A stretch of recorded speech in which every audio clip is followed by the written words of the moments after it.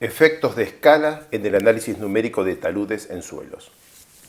Empezamos con tres filminas de un trabajo de Linero y Palma del 2009 que trabajaron sobre el material de estéril de uno de los proyectos de Andina. Aquí se estaba diseñando el botadero que está en la figura de la derecha y para eso se hicieron ensayos de campo y laboratorio para caracterizar el material para la escala de este talud. Noten 550 metros de altura en el punto más alto, la sección más alta, y 900 metros de altura total, que es el número significativo para el análisis de estabilidad.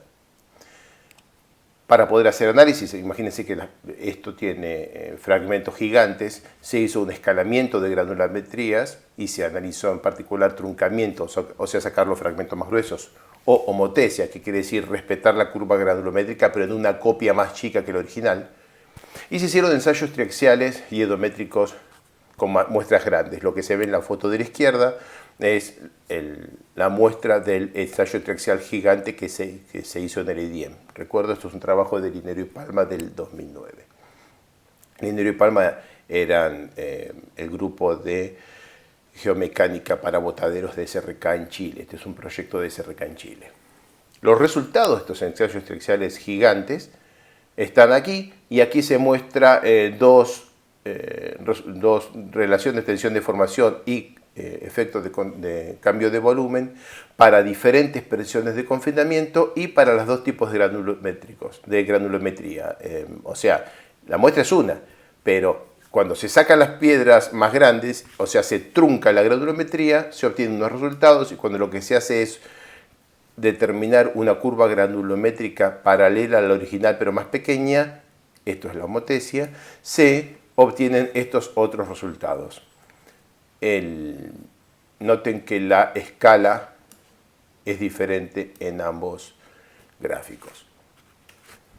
Las envolventes de resistencia resultan ser estas, muestran la curvatura de la relación tau sigma para estos materiales en grandes escalas. Noten que estos son presiones de confinamientos de 4 megapascales, 40 kilos por centímetro cuadrado, 400 toneladas por metro cuadrado, ya son presiones relativamente grandes. Bueno, esta curvatura tiene un impacto significativo, porque el material aumenta su rigidez con la presión y aumenta su resistencia, pero disminuye su ángulo de fricción interna. Todo esto se debe a la supresión de dilatancia que se produce para mayores niveles de confinamiento, y esto también está asociado a la rotura de granos. Cuando uno hace un ensayo triaxial, somete a tensiones de corte a las partículas y por supuesto a toda la masa, pero algunas partículas se rompen, y al romperse se deforman básicamente a volumen constante, o sea, hay menos dilatancia. Cuando hay menos dilatancia, hay menos trabajo del material contra el medio porque no está aumentando su volumen, y eso se traduce en una menor tensión para la falla.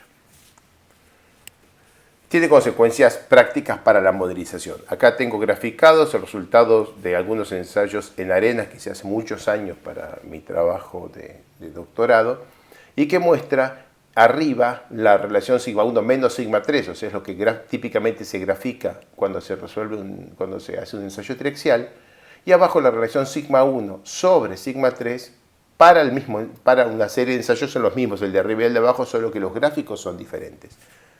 Acá podemos ver que la resistencia aumenta con el confinamiento, o sea, el círculo azul está más bajo que el verde, que está más bajo que el amarillo, que está más bajo que el colorado, está claro.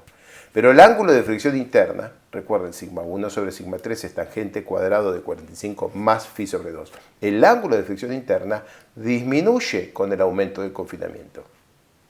A pesar de que la resistencia, a pesar de que la resistencia crece con el confinamiento, el ángulo de fricción interna disminuye con el confinamiento.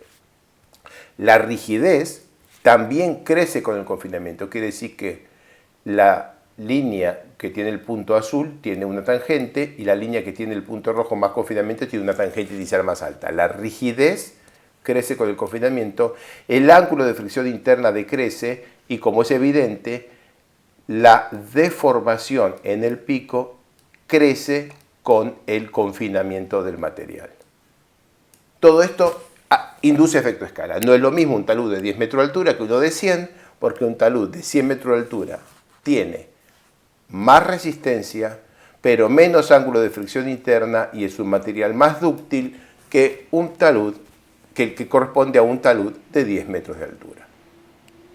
Esto se resuelve típicamente con modelos con capas paralelas al talud, en la que cada capa se le pone una propiedad razonable, o rutinas en la que al inicio de cada corrida se calculan los parámetros resistentes y de rigidez de cada punto de la malla, o con modelos constitutivos más avanzados que incorporan la dependencia de phi respecto de la presión y de g respecto de la presión dentro de la formulación de los modelos. Hagamos los ejemplos. Modelo con capas, esto es un gigantesco, una de las secciones de un problema grande que en algún momento veremos de un gigantesco botadero en Perú, y ahí se ve un detalle de la malla donde se ven que hay capitas superficiales del material que tiene menos confinamiento y al cual se le asigna a priori un ángulo de fricción interna mayor.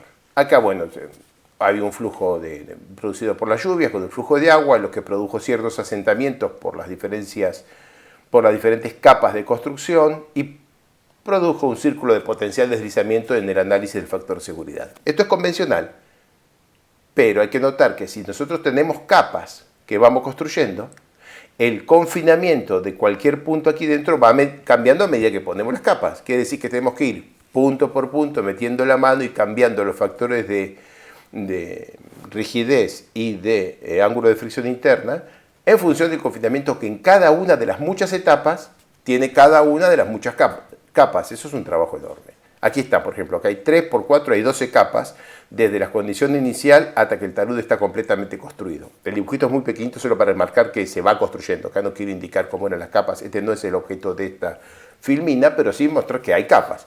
Entonces, en un momento más o menos por el medio, este punto que voy a marcar acá, por ejemplo, podía estar en la superficie y tenía que tener un ángulo de fricción interna. Después quedó acá enterrado bajo lo que parece poquito, pero son como 50 metros de piedras y tiene otro ángulo de fricción interna. Y tenemos que de una etapa a la otra ir a cambiar a mano los resultados. Esto es muy laborioso.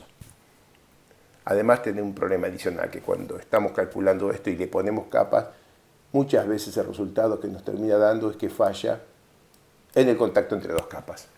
Porque claro, los saltos de ángulo de fricción interna y de rigidez son así grandes. De una capa a la otra cambia 5 o 10 grados.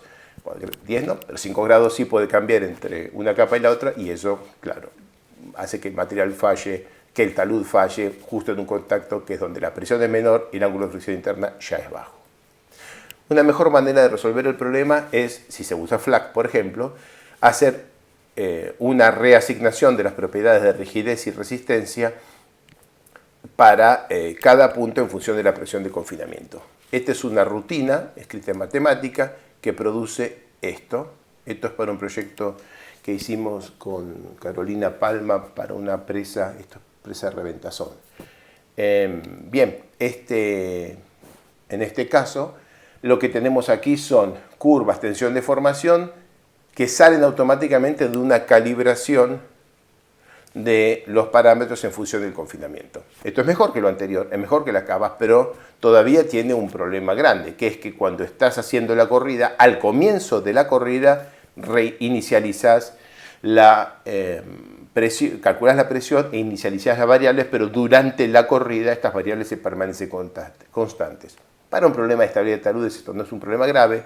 Para un problema de fundaciones o algún problema de túneles esto es inaceptable porque durante la corrida las presiones cambian mucho. Entonces las propiedades van cambiando durante la corrida y no se la puede corregir hasta que no vamos al siguiente, digamos, etapa de cálculo donde se vuelve a hacer una inicialización. Bueno, usar código externo y asignar las propiedades de cada zona en caso de FLAC en función del confinamiento es una solución de compromiso muy adecuada.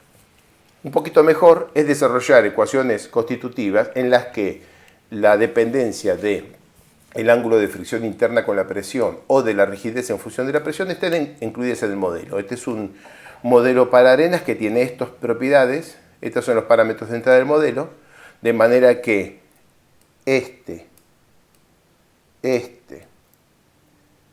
y este determinan la rigidez, mientras que este y este determinan el ángulo de fricción interna.